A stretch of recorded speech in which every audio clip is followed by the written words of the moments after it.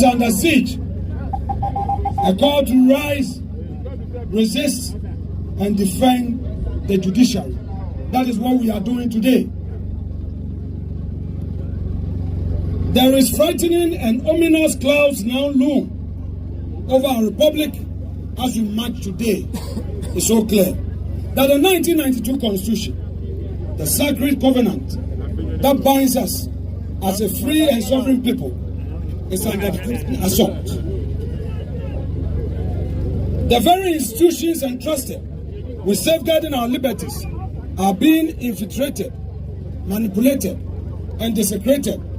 A ruthless cabal determined to cling to power at all costs. A dead-term agenda. Even before NDC under President Mahama could assume the reins of government, we saw a violent assault on our constitutional order. They established the so-called ORA, a committee without any legal basis or constitutional backing, which engaged in flagrant illegality.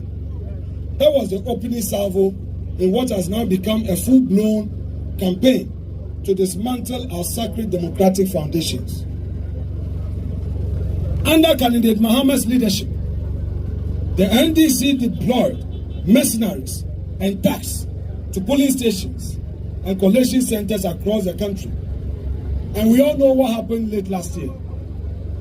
Honorable Ekuya Efriye, who has warned Ablekumanoff, the EC is asking for security to enable them declare. NDC is saying they are not going to provide security. What is preventing the IGP, the previous IGP, and the current IGP? What is preventing them from providing security for the Electoral Commission to complete its mandate? What we see is intimidation, bullying of state institutions, including the Electoral Commission. These mercenaries and thugs, they not only brutalize our parliamentary candidates, agents, and supporters, they mutilated our nation.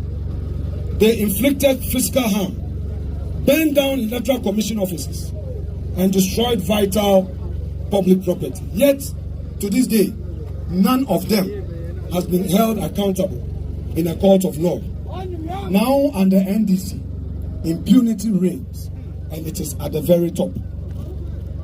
Since assuming office, His Excellency the President has weaponized the security services